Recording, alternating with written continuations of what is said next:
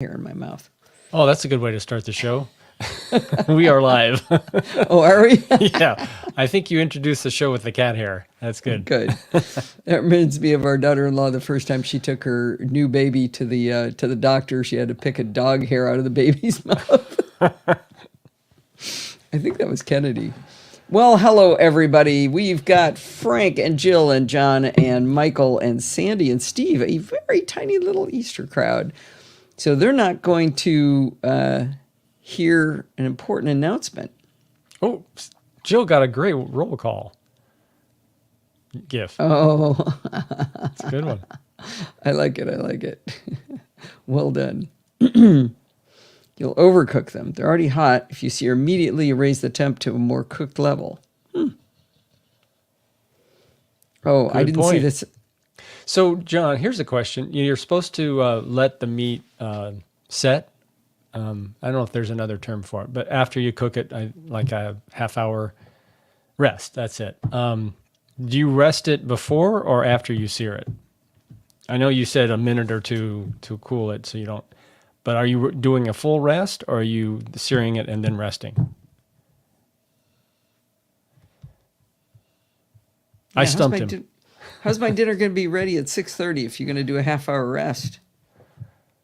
Well, it might be a little later. It doesn't have to be a full half hour. I was thinking of a larger cut of meat. You probably only do it for 10, 15 minutes with a... This week in sous vide. Yes. All right, John's coming up with his answer. John's typing, but he types real slow. Yeah. He's an old That's man. okay. Old retired man, you know? Almost as old as we are. During security bits, I threw away a toothpick off my desk, and it never occurred to me that it would make noise. It hit an aluminum can in my trash can and went, pong! A toothpick? Yeah. I was surprised it made that much noise. All right, well, in the half hour it's going to take John to write his answer, I'm going to start the show. Okay. Hi, this is Allison Sheridan of the NosillaCast podcast, hosted at podfeet.com, a technology geek podcast with an ever so slight Apple bias. Today is Sunday, March 31st, 2024, and this is show number 986. Well, before we dig in, I want to let everyone know there will not be a live show next Sunday, April 7th. We're going to be traveling to Texas to see this total solar eclipse, along with, 12 to 18 million of our closest friends. All right, don't worry about the show, though. It's going to come out early on Wednesday. Let me repeat, for those who weren't listening, no live show on April 7th.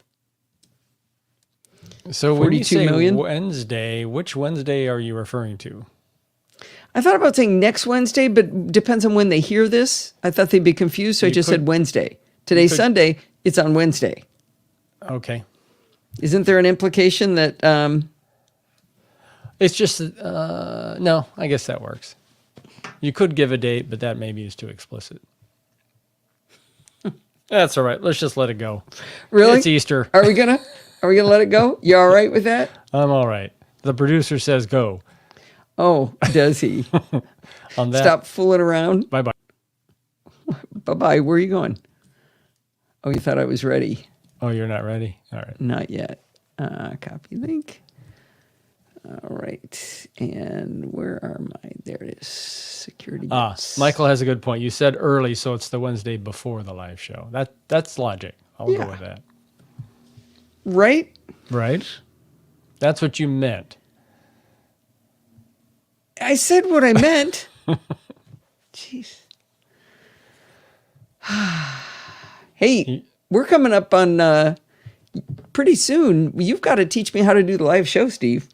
We're going to do one live show without Steve, and I'm not going to have all this back talk. Mm-hmm. Maybe somebody else should do the live show. Maybe Jill should run the show. I don't know. No, I think we have to be... Wait. No, we don't have to be in the same place. In fact, you could do it. Sunday night. He's going to be in Washington, D.C. Yeah, but I'll be in my train. Well, no, it'll be later in the evening. Be 8 o'clock at night. 8 o'clock. I don't know when now the you'd be wanting to festivities go out with your new little friends. Yeah, that'll be it. Sandy says training for what? So Steve, do you want to tell? I am a member of the Planetary Society, because of my interest in space and space exploration. And they have something called a Day of Action. It's an event they hold once or twice a year. And this is where members, volunteers from the Planetary Society go to Washington, D.C., and they have an opportunity to talk with 3 or more offices of representatives or senators about funding for space programs and space exploration.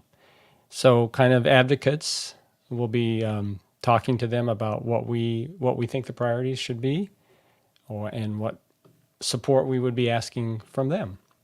And I'll be there for that. And the Day of Action is Monday. They have training Sunday for how to talk to your representative or your senator. Actually, you talk to their staffers. You probably won't meet the actual representative or senator. And, Did you see what John wrote? John he said, "You go, girl." That's me. So that's what I'm doing. Going out for I that. think it's really cool. All right. Well, we got to figure out a plan. Yep. I bet Jill could do it. Jill's not busy. She doesn't do anything. No. Jill does 3 podcasts and works a full-time job. All right. Let's see. I'm going to do a segment here. In the most recent episode of... Wait, no. Read what it says. In our previous episode of Programming by Stealth, Bart Busschots taught us how to create lookup tables with JQ from JSON data using the from entries command. Just when we have that conquered, this time he teaches us how to do the exact opposite, disassemble lookup tables.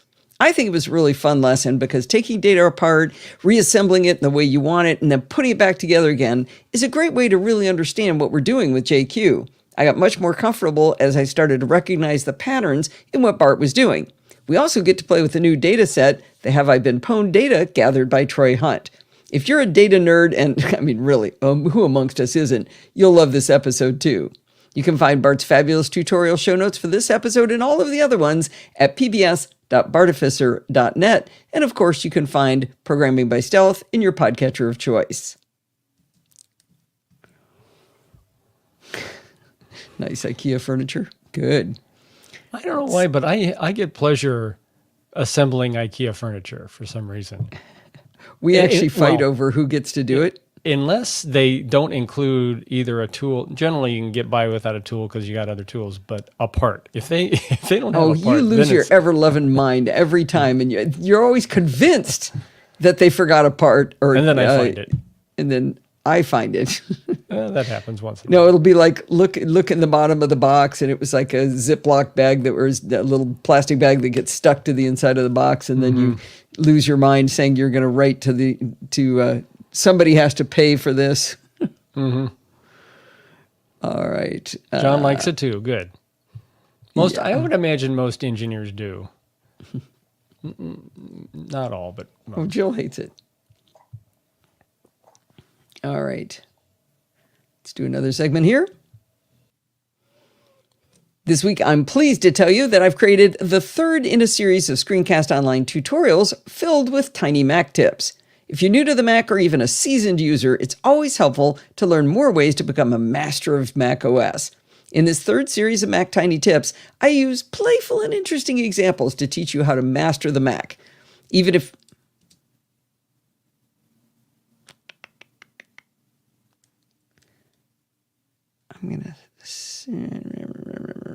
I wrote something kind of replicative because I copied and pasted something.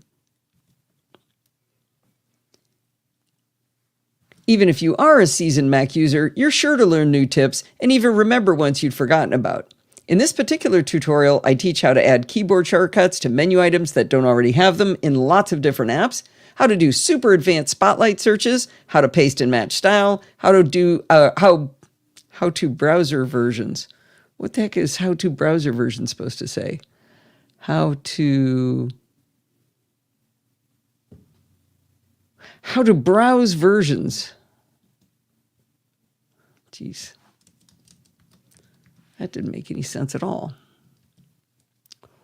All right. I'm going to start that up again.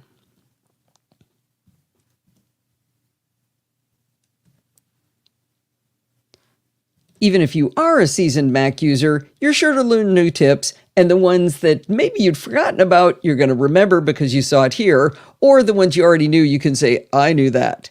In this tutorial, I teach how to add keyboard shortcuts to menu items that don't already have them, how to do super advanced spotlight searches, how to paste and match style, how to browse versions of a file and bring back that elusive Save As option, how to control which apps open specified file types, how to change and copy icons for files and apps, how to collapse and expand all in list view, and some easy keyboard shortcuts for Finder views.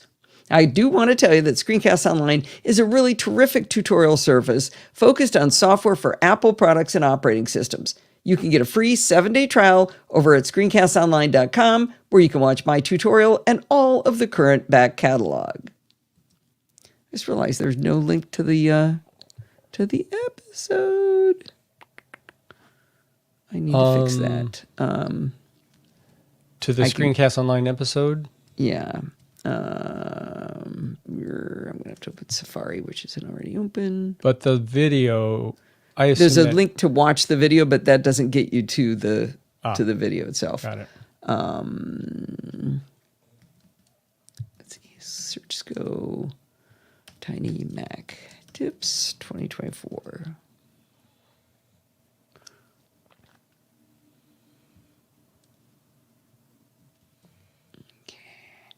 I got to push this back up anyway.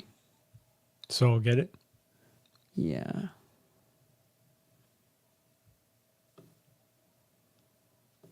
I think this will work. Yeah. Okay. All right. Everybody talk about John behind his back. Yeah. Okay. Boy, I got a lot of little announcements here today. Yeah. I'm going to have a lot of links. Did we have rain in LA today? We had some in the very early morning, and then it's been relatively dry. Today, let's see.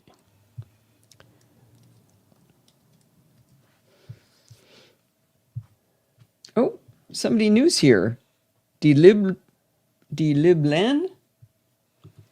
Sandy says there's somebody new here. Yeah, 1/4 inch today. 1/4 inch, but what was the total for the event? The event's been about 2 1/4 inches. That's over the past couple days. 2 days? That's a lot for us. All right.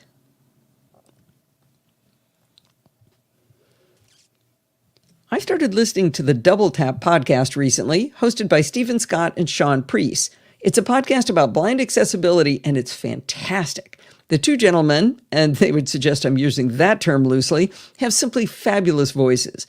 Stephen is from Scotland and Sean is from the UK, and I am such a sucker for those accents.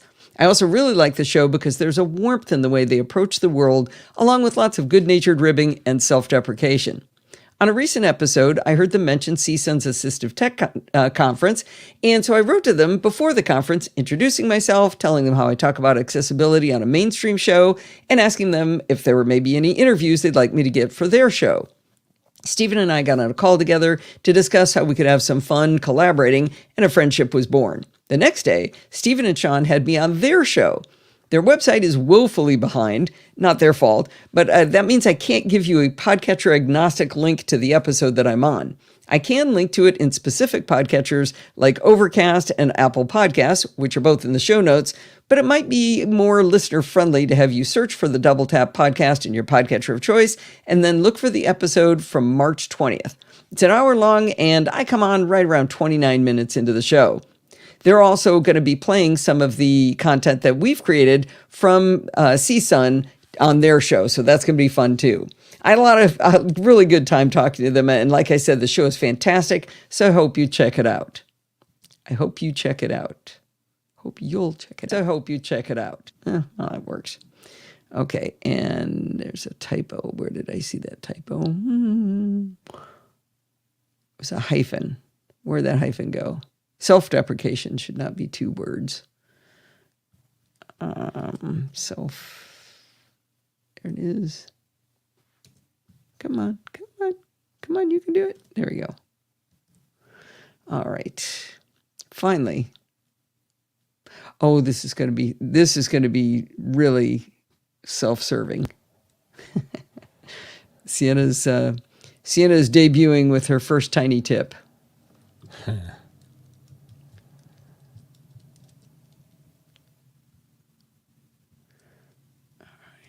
And I get to put the tiny tip walking music in right here.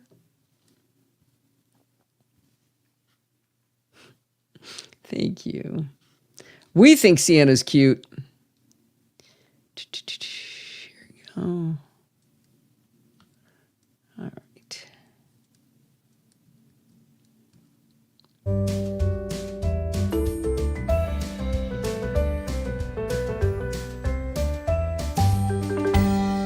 Well, you know how when you're flipping through photos on your iPhone or iPad and you come to a video and it starts to play, but it's muted?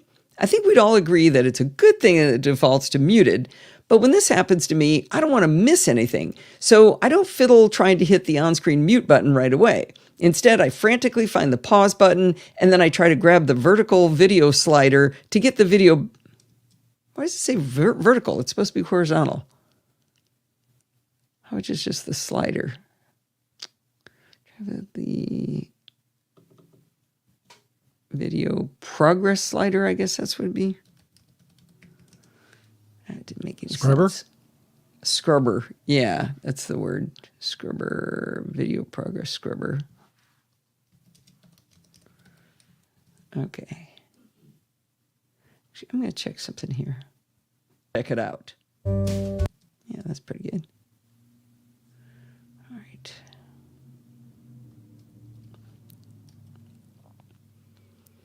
You know when you're flipping... No, you started too soon. You know when you're flipping through photos on your iPhone or iPad and you come to a video and it starts to play, but it's muted? I think we'd all agree it's a good thing that it defaults to muted, but when this happens to me, I don't want to miss anything in the video, so I don't fiddle around trying to hit the on-screen mute button right away. Instead, I frantically find the pause button first, and then I try to grab the video progress scrubber to get the video back to the starting position. Inevitably, though, I end up grabbing the home indicator app switcher bar, you know, that little bar down at the bottom that's right near where your fat finger is trying to get to the scrubber, and I end up switching apps instead of doing the scrubbing. I eventually get the video back to the beginning, and only then do I unmute with the on-screen mute button. It drives me nuts every single time. Well, this weekend, I was watching my 4-year-old tomorrow granddaughter, Sienna, play around on my phone looking at photos.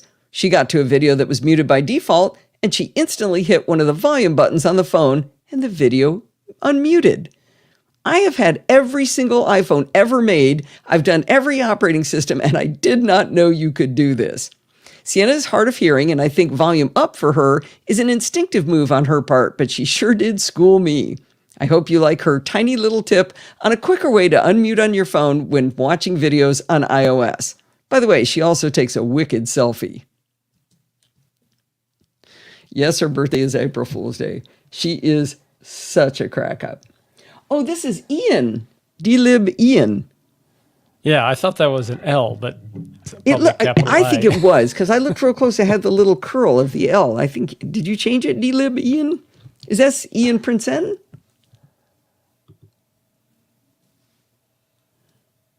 Ian Lessing.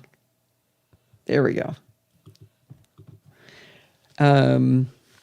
Anyway, yeah, we had fun. I really like that she did that. That just cracked me up. I was like, I can't believe I've never seen that before. Okay. Now I've got a long, meaty episode. Oh, I didn't know you were in Santa Barbara. That's good to know. We go up in that area from time to time. That would be a fun meetup. So for anybody who came in later, there will be no live show next week. We will be at the Eclipse. I got to remember to say that at the end, too. Totally. We will do that. We haven't been to Santa Barbara in a while, Steve. It's been a while. Since our last wine trip, I think. With Dean and Suzanne. Yeah, we go up to Sandy Inez. Sandy Inez area, yeah. And so we go through Santa Barbara. Thank you, John. I was saying that I would miss Al because that's the kind of thing Al would always say. All right. John comes through. Oh, thank you for the wish for clear skies. I don't know. Yeah, Maybe. The reports don't look good, but we're hopeful. Worst case, we're going to be drinking wine, meeting fun people, and we're going with one of our favorite astrophysicists, Jean-Luc Margot from UCLA. So it should be fun. All right. Long one. Good. Coming. This week, I taught myself a new tool, and I'm really excited about it. Let's start with the problem to be solved, shall we? As you may already know, the Programming by Stealth community is working on porting Bart Bouchat's XKPassWD secure, memorable password generation service to modern web tools. Bart originally created the service using Perl when that was all the rage, but unfortunately over time, many libraries on which it depended were no longer being kept up to date. It was time to port it to modern tools. In the Programming by Stealth podcast, Bart has been teaching us all of the tools to help him port the project to JavaScript. You've heard the saying, give a man a fish and you feed him for a day, teach a man to fish and you feed him for a lifetime. Well, Bart has been teaching us to fish for the last few years, and it's paying off in a big way for Bart and all of us. Bart taught us HTML, CSS, and JavaScript, which let us create functional web services. But he also taught us to use Git, the version control system that would allow us to work collaboratively with others. He taught us to use Bootstrap, which makes our web services pretty without a lot of work. He knew he'd have to document all of the functions in the new XKPassWD, so he taught us to use JSDoc. He even taught us test-driven development using Jest. Oh, okay, no, we're okay. Bart kept thinking he'd have time to start the port of the project himself from Perl to JavaScript, but higher priorities kept taking over. Finally, the most awesome Helma van der Linden asked if she could start the project, and Bart happily said yes. She has been an absolute beast getting it off the ground, using much of what Bart taught us, along with what she already knew how to do. A few of us have been working on the project with Helma, including Mike Price.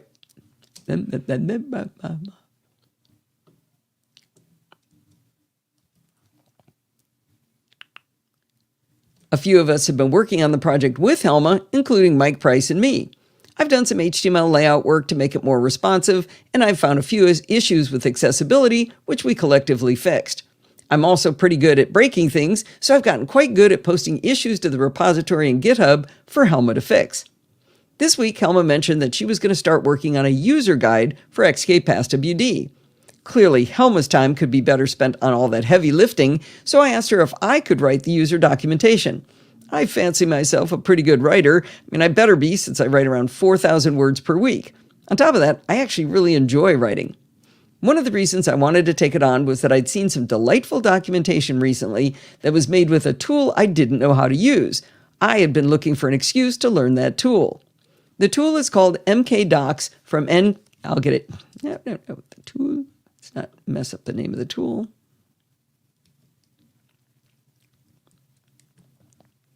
The tool is called MKDocs from mkdocs.org. Probably the quickest way to appreciate MKDocs is to go to their user guide, which is, of course, written in MKDocs. From a top level, you create your documentation in a set of markdown text files, and then MKDocs pulls them together into a pretty, easy-to-navigate format for the web. This means anyone can write the docs themselves, but it takes someone a bit higher up the nerdy scale to pull it together with MKDocs. This type of tool is called a static site generator. The very first step to using MKDocs to make documentation is to use the pip prep. I knew I couldn't do that in one take. Is anybody yelling save? The very first step to using MKDocs to make documentation is to use the pip package manager for Python from the command line. If I've learned anything about being a nerd, it's to just try stuff I don't understand. I don't know a lick about Python, and I'd never heard of pip, but that didn't stop me. It was a disaster. Apple quit installing Python by default a few years ago, and I knew that, so I installed it from scratch. Unbeknownst to me, Xcode had also installed Python, but a lower version. I'm not positive about this, but I'm pretty sure there was a third version of Python lurking around in my system somewhere else as well. Okay, there was definitely a typo there. I'm not positive. Not There we go. All right. The other fun thing is that Python wasn't called Python on my Mac. It was called Python 3, and pip wasn't there either because it was called pip 3. With all of these conflicting versions, things were getting pretty messy. At one point, I sent a desperate plea for help to our Slack community at podfeet.com/Slack over in the PBS channel. And while both Alistair Jenks and Steve Matan tried to help me, I seemed to make more of a mess of it. I thought maybe I'll just go see if the Homebrew package manager could install mkdocs, and it worked like a champ. So I stopped playing around with Python. So now that we successfully escaped that scary snake, let's talk about how delightful and simple it is to write documentation with mkdocs. Every page of documentation is a simple text file written in the Markdown language, like I said before. The mkdocs software does all of the rendering and assembling of these individual Markdown files into these pretty web pages that are going to be easy to navigate.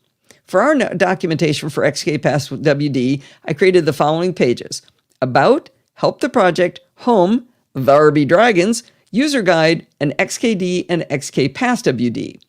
I told you those page names in alphabetical order on purpose because that's not how they appear in our fancy new docs. The display of your documentation is controlled by what's called a YAML file. YAML is a configuration file format that's pure text, but where things like colons and indents have actual meaning. I don't know YAML, and I've only heard Helma talk about it from time to time, and yet the instructions from mkdocs were super easy to follow. In case you're wondering, some say that YAML stands for yet another markup language, but others say it stands for YAML ain't a markup language. So that's helpful. To create the ordering and viewability of the Markdown files in mkdocs in the YAML config file, you just type nav:. On a new line, you indent 2 spaces, not a tab, not 4 spaces, 2 spaces, and then you start entering the names of the pages in the order you want them to appear in the navigation. Each line, after the 2 spaces, starts with a dash, and then a space, and then the pretty name you want people to see, followed by a colon, and then the name of the text file. This sounds very clumsy to describe, but easy to read and easy to type. For the XKPassWD user guide, my nav section has simple lines like dash, about, colon, about.md. Before we dig into mkdocs any further, we better talk about themes. mkdocs comes with 2 built-in themes, mkdocs and read the docs. You tell mkdocs which theme you want to use in that same YAML file we've been talking about that defines the navigation. Again, the syntax is super simple. If you're not going to add anything extra to the theme, you can simply type theme::mkdocs. And I shouldn't have a typo in the name of the software, mkdd. It should be mkd, just 1d. All right. Bart hasn't noticed yet that I said the RB Dragons. That's where he explains the math behind entropy. There we go. The mkdocs theme has a pretty blue bar across the top where the navigation elements live.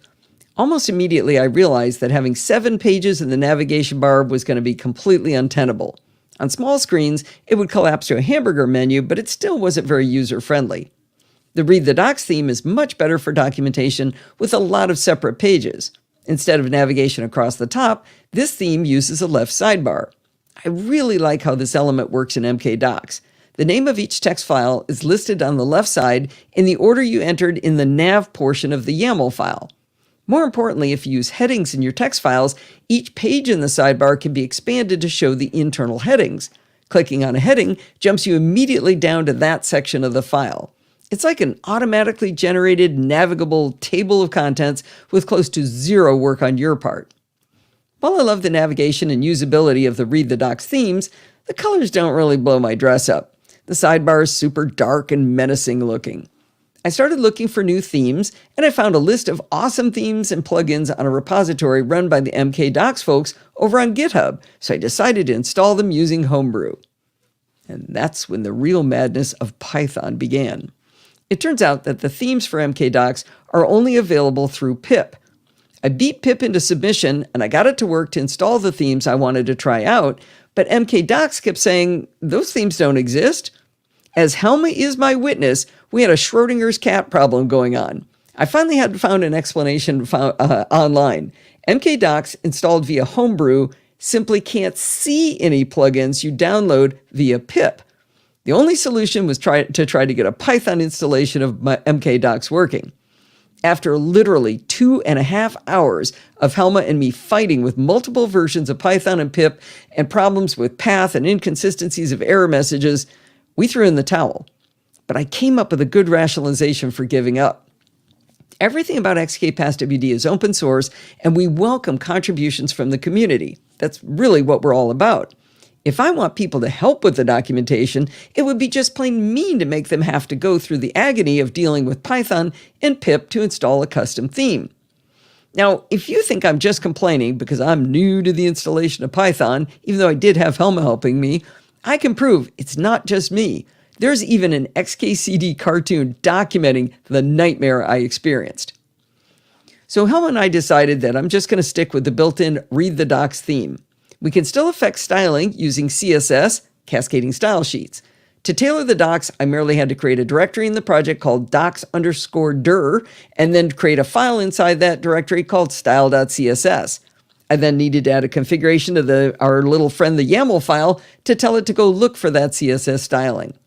So far, I've only messed around a little bit with styling code snippets using CSS. I plan to get back to it to make it more pleasing and match the color palette of XKPassWD itself. So far, I've resisted the urge, though, to play with that styling, and rather I dedicated my time to actually writing the user documentation. Now, working on a tool that creates pretty web pages isn't very fun unless you can get immediate feedback on how your changes affect the site. With MKDocs, you issue a very simple terminal command, mkdocs_serve. This starts a little local web server, and then you can find your rendered documentation at localhost:8000. Now, don't worry about remembering that port number because the serve command reminds you of it every time you run it. The best part about this little server is that MKDocs is constantly watching for saves to files for the site. As soon as you save one of the markdown files, the YAML config file or the extra CSS file, if you have one, you'll see the site update. And I really like that instant gratification. Now, I made my next heading. I'm rather proud of this little joke. It says, "Let's get this party started." All right, if you're a nerd, you'll know why that's funny. At this point, I had the docs working pretty well on one of my Macs, but I live a 2-Mac lifestyle these days, and I wanted to work on the documentation on both of them. I also wanted other people to be able to suggest additions and edits to what I'd written. The obvious solution was to put my documentation under version control with Git. I would create a local Git repository, and since the Programming by Stealth crowd is settled on GitHub, I'd need a repo up there too. It was easy enough to use the command line to initialize my MKDocs directory as a Git repo using the terminal command git init. Then I pointed my Git client Git Kraken to that directory, pushed it up to my GitHub account. It's available right now at github.com/podfeet. You'll find it called user docs xkpasswd, and of course there's a link in the show notes. Now, I've gotten pretty comfortable with Git over the last few years since Bart and I use it for all of the show notes for Programming by Stealth, as well as his security bit segment on the NosillaCast. And I use it for my own development projects like Timeshifter Clock and Time Adder. Working with Git is not as easy as saving things locally, but it's not all that hard. I just have to remember to pull from GitHub before I start working and push my changes back up when I'm done. So I'm always sure I'm working on the latest version no matter what Mac I'm on. I kept poking around in the MKDocs documentation, and I found another super cool, awesome thing about MKDocs. With a single, simple command on the terminal, you can create a GitHub page in your repo for documentation. Now, if you're not familiar with GitHub Pages, it's a way of hosting the static website on GitHub servers to be publicly viewable. It's a free way to make our documentation viewable to users. Okay, you ready? Here's the entire process. In the terminal, you type mkdocs gh-deploy. That's it. That's all you do. MKDocs will do some churning and then ask you for your username and password to GitHub. This will not work. GitHub disabled this method of login ages ago, I presume since it doesn't support multi-factor authentication. Once it gets to the login prompt, you simply use Control-C to back out of the command, but it's already created the page for you. Back in your Git client, you'll now see the gh-deploy command has created a new branch called gh-pages. If you check out that branch and push it up to GitHub, in a wee bit, you'll be able to see the rendered web page for your documentation. Now, if you haven't seen GitHub Pages before, you'll need to go find the URL to tell people about it. Log into GitHub, navigate to the repo for your documentation, and then use the drop-down on the Code tab to change the branch from main to this newly created gh-pages branch. In the same menu bar where you see code, issues, etc., over at the far right, there's a Settings tab.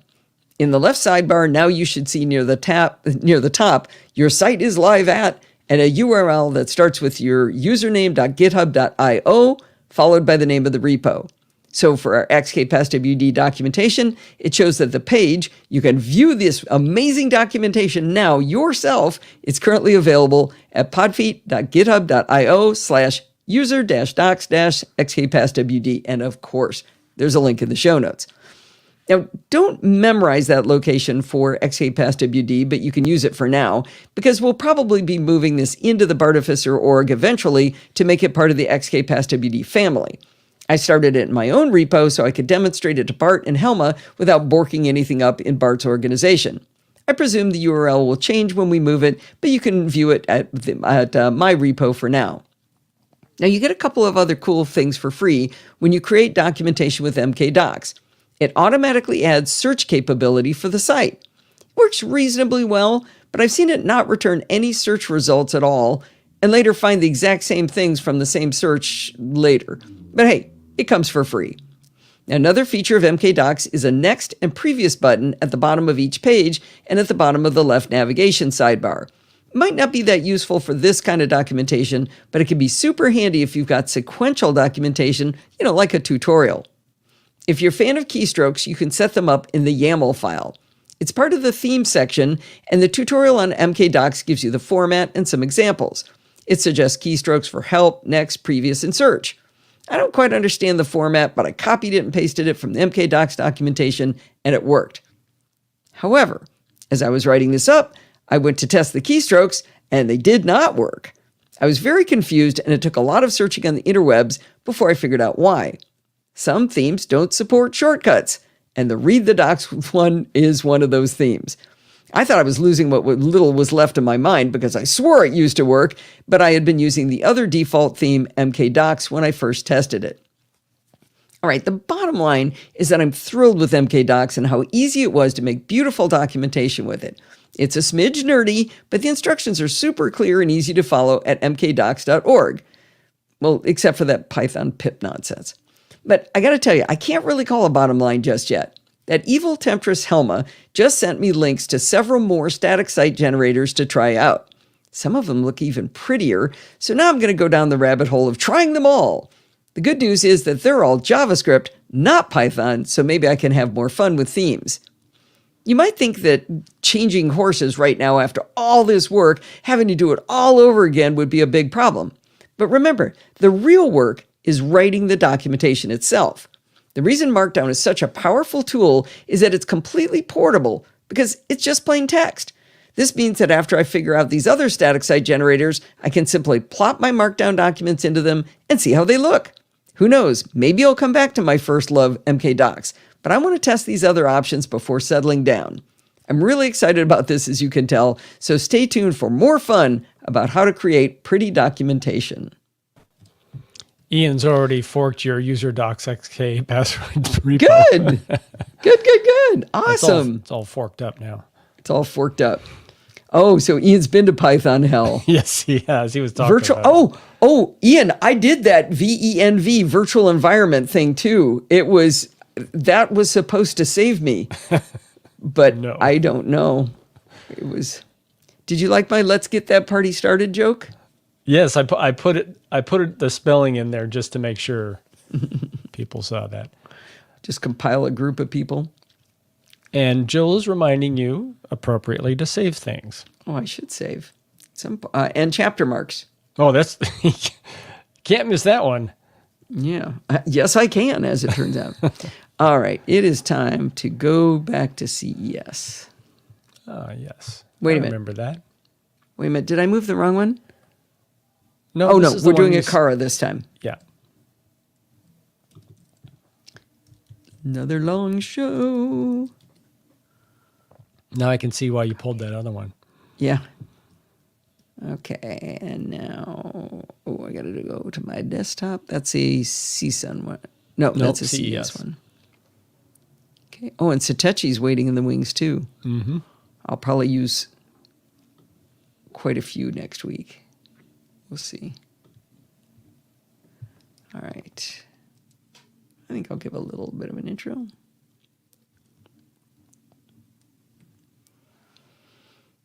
All right, let's head back to CES and learn about some cool smart home devices. Documentation. All right, let's head back to CES and learn about some cool smart home devices.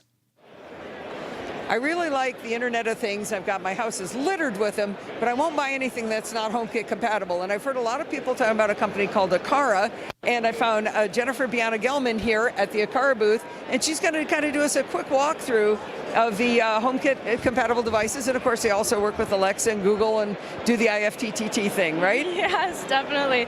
Yeah, Akara, we create smart home solutions. We range from we have a diverse range of products. We have smart locks, we have video doorbells, we have LED strips, we have thread-based, we have a thread-based line, we have camera hubs, we have pet feeders, and we have different sensors like FP2 radar sensors, water leak sensors, door and window sensors, everything your smart home needs. And Akara is different because of the automations. You could create a plethora of automations, and because of our diverse range of products, you can really just, with Akara, have it all.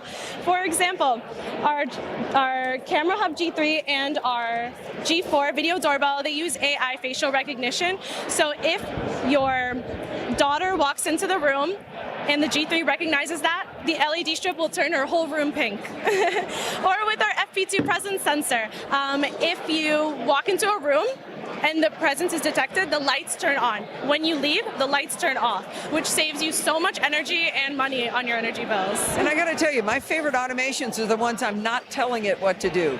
People love to say, Alexa, turn on the lights. It's like, no, we don't have we don't have any Akara tools. Steve loves it when I add another vendor to our network, right, Steve? I'm happy with our UFIs.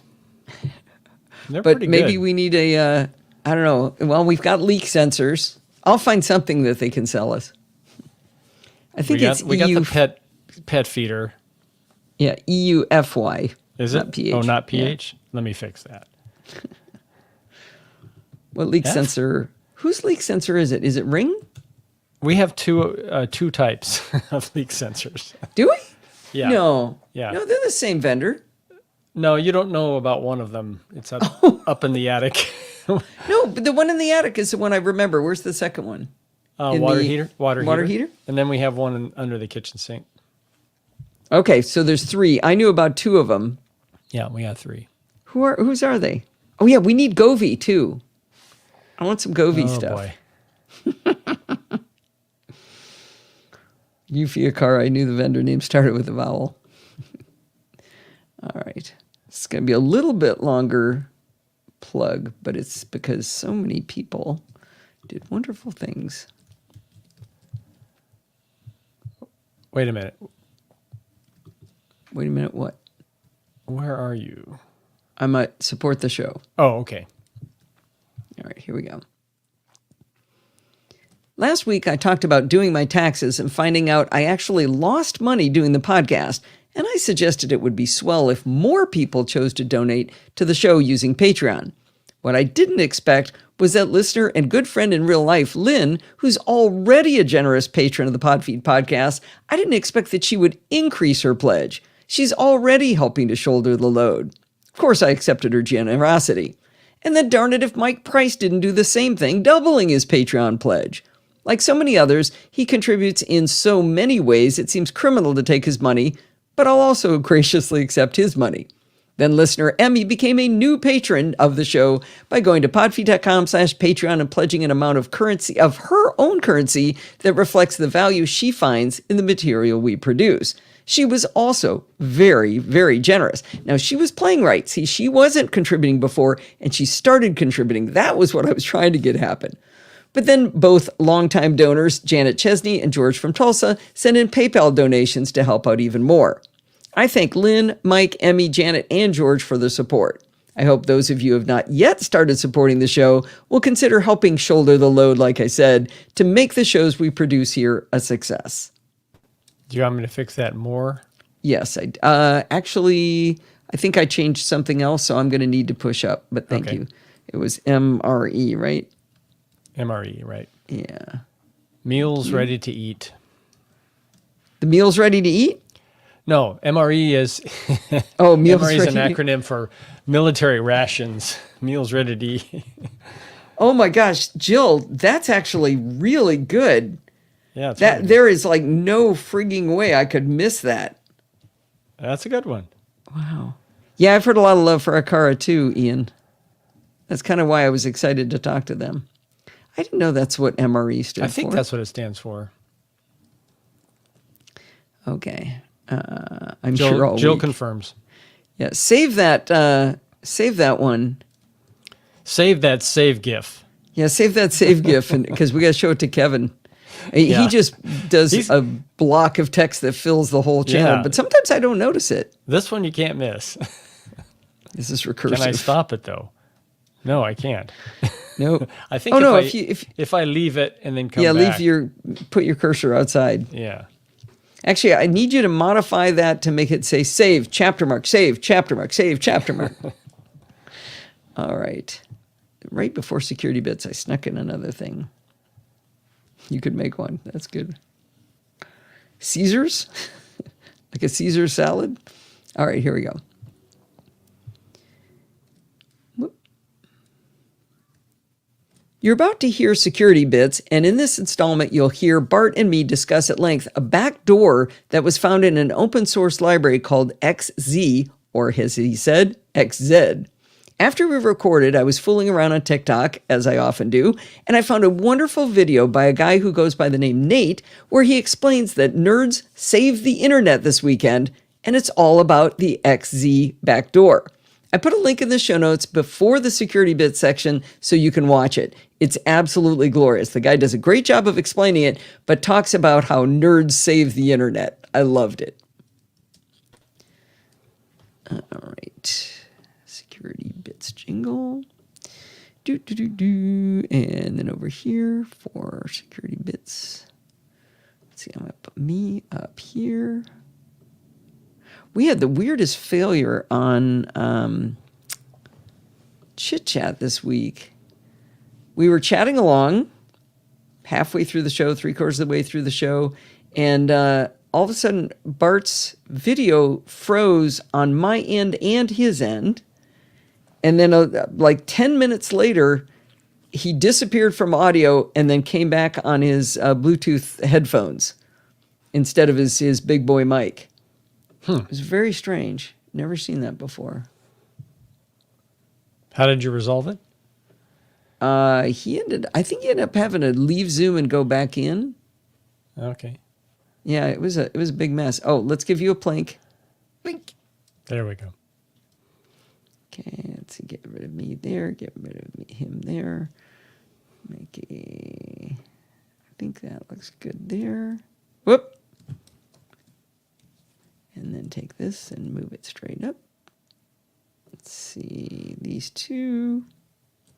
Slide them over like right there. All right, let's hear how that sounds.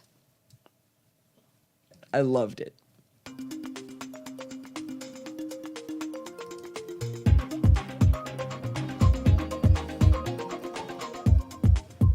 Well, it's that time of the week again. It's time for Security Bits with Bart Boost Shots. Anything big shaking this week? Yes, that's why we are recording. Little and big. We have everything today. A plethora to play with. We do. Quite a few fire extinguisher icons, though, so that at least is something. Oh, good. I did want to mention a few little quick updates of things we've talked about before. So, I'm sure you guys have all heard about everybody's losing their ever-loving mind about the vulnerability that was found in all the M1 chips. Mm-hmm. Hardware vulnerability. Yeah, and Kinda how built in. it's the end of times. Mm-hmm. Yeah, it's not the end of times. Oh, good. No fire extinguisher on that one. Nope.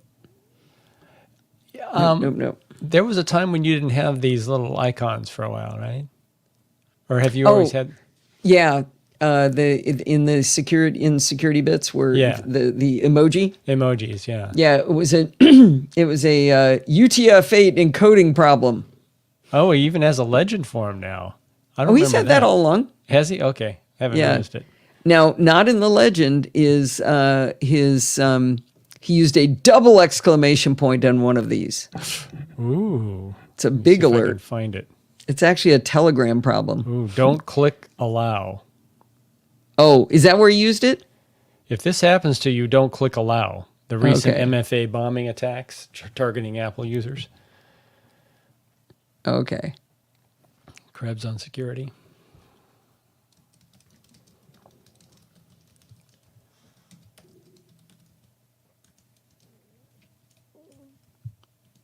Are you playing something? No, Oh. I'm changing the ending so that I can re-say the fact that there's no live show. So vamp for Gotcha. me. Talk about meat or something. I already talked about the steaks, I think. Oh, but with that, I'm going to have sautéed mushrooms and the little red potatoes. And New potatoes? Yeah, new potatoes. I think that's what they call them. And some broccoli. How does that sound for an Easter dinner? Not traditional, but it's what Podfeet wanted, and what she wants, she gets. All right. Hopefully that works. Yeah, it should be. Oh, and the wine? On the wine, a nice bottle. It's a cab called. Is it cab or is it a blend? It's a blend, a red Yeah. blend. What's it called again? The Big Easy. The Big Easy. It's from a hardy. Fess Parker, right? Yeah, a hearty red. But it tastes like a cab. A nice Chianti with fava beans. We haven't watched that in a long time. Maybe we could see it after dinner. No. Nice Easter movie. Yeah, that's one of Steve's favorite movies. You have at least 2 copies of that movie. I read that book. What's it called? Why am I not remembering the name? Silence of the Lambs. Silence of the Lambs. Yeah. Oh, it's a terrifying. Steve, you haven't read that book. You should read it. It's really horrible. I guess I You did. saw the island where it takes place? Is it on an island? Huh. Yeah, you should read the book. All right, here goes. Well, that's going to wind us up for this week. Did you know you can email me at allison@podfeet.com anytime you like? If you have a question or a suggestion, just send it on over. Remember, everything good starts with podfeet.com. You can follow me on Mastodon by going to podfeet.com/Mastodon. If you want to listen to the podcast on YouTube, you can go to podfeet.com/YouTube. If you want to join in the conversation, you can join our Slack community at podfeet.com/Slack, where you can talk to me and all of the other lovely NosillaCast castaways. You can also support the show, did I mention that? At podfeet.com/Patreon, or with a one-time donation at podfeet.com/PayPal. And if you want to join in the fun of the live show, don't look for it on April 7th, because there is no live show on April 7th. Instead, you'll have to wait till April 14th to head on over to podfeet.com/live on Sunday nights at 5 p.m. Pacific time and join the friendly and enthusiastic NosillaCast castaways. Thanks for listening, and stay subscribed. I'm going to MacStock. Steve? I'm going. John asked who's going to MacStock. I know Marty's going. Jill's going. Bought your pass last night. Oh, John, good. Good. Save. Thank you. I need a chapter mark one, though. Are you ready to count, Steve? Okay, hold on. Don't tell me the number. I'm telling. Nice work, Jill. You're on your game today. I count 9. Uh-oh. I have 8. Did you do a chapter mark on the TikTok utility backdoor? I should have. Oh, you know what I forgot? I forgot the most important one. I forgot security bits. That's like, if I forget all of the others and I do security bits, that would be the one that's like I think the most important one, because I think there's probably people who just like to go for security bits, right? I mean, that's what I would listen to. It's a good part. Bart does all that great work. All right. Thank you. And we remembered all by ourselves to do this chapter count. Well, little encouragement from Jill. She's got the count there. That's helpful. So funny. 1 apple, 2 apples. I still am not sure we have the same count, but I think I have 9. Oh, you have 9 now? So you did get the... I had 8. You did get the TikTok one. Yes. Okay, then we're good. Yeah. But I did not have security bits. The most important one. Good. All right. Get those gifts going. Did you get your hotel room yet? I think it's going to be easier for everybody to be at the same hotel now, too. Where is the event this year? Well, it's still in Woodstock. I forget the name of the place. Jill it's probably not the remembers. Same hotel or whatever that place It's was. a different hotel and a different... So, should you stay on Sunday night? I like staying on Sunday night. We're leaving on Monday. Very nice, John. And there's going to be a special workshop thing on Friday, and I'm doing one of the workshops.